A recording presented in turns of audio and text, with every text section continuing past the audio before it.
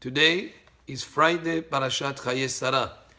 Yesterday in the Halacha Pesuka of Chok Israel, we learned about certain requirements of a person who's a Torah scholar, how he should act with people, how he should be careful that his action should not be a bad reflection on him. Since he's a Torah scholar, he has to keep a certain standard. And some of the examples that were given, that when he buys something, he should pay immediately, the way that he speaks with others, the way that he acts, and he has to be careful not to get angered easily and that type of thing. And today the Halacha Psuka continues on the same subject.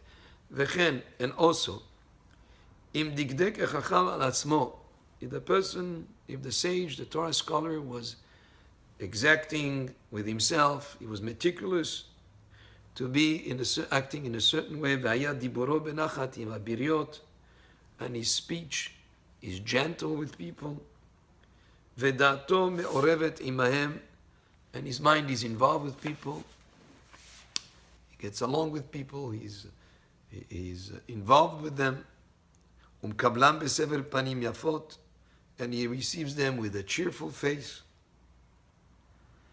ne'elav mehem ve'eno olvam, and when he is insulted, he bears an insult from others without insulting them back. Mechabed lahen va'afilu lemekinin lo, and he's someone who is always respectful towards others. He honors others, even though those specific people do not respect or dishonor him. He doesn't return in kind. He actually continues to show them honor and respect. Venoseh venoten be'emunah, and when he does business always honestly. Ve'lo yarbe ba'arichot amei haaretz v'yeshivatam, he doesn't socialize more than is absolutely necessary with ignorant people. You do not find him sitting around with ignorant people more than is necessary, or to keep their company. Ve'lo yara'eh tamid ela osek b'torah, and usually he's never seen except if he's occupied with learning Torah.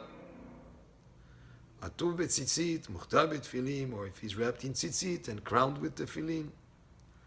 Ve'oseh b'chol ma'asav lifnim mishurat ad-din, and he does all his actions beyond the requirements of the law.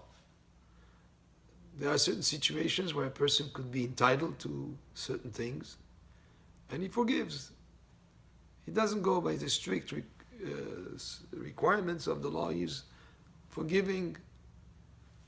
Such a person, all these actions are good actions for a person who's a Torah scholar to act by. And it says, however, provided that he does not carry these to extremes and become like an astonishment, as it says here. In other words, within reason. He goes beyond the requirements of the law. He's forgiving, not get to a point that doing things that are impossible. So that as a result of all these good action and all these good qualities that he has, everyone praises him, and they love him, and they want to emulate his actions. Such a person, Kiddush Hashem, he sanctifies the name of Hashem. And on him, the pasuk says, "Vayomer li avdi ata Yisrael asher bechait apar." And on such a person, it said, "You are my servant Israel, by whom I'm glorified." So while these are being said about a Torah scholar, I believe that they really also apply to every Jew.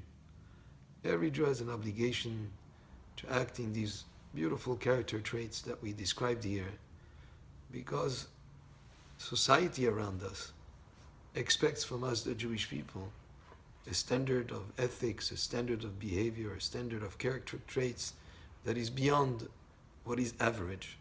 And when we do that, we do Kiddush Hashem. We bring Kiddush Hashem. We sanctify the name of Hashem, because after all, we're all representative in a way or other of Hashem, as if we were carrying a business card that says Hashem's agent. And as such our behavior and what people see us, the way that we act, has importance in the sense of bringing honor and glory to Hashem. And this was here a description of some of these qualities that are a good idea to maintain as qualities to go by in every day. Baruch Adonai le'olam, amen ve'amen, and Shabbat Shalom.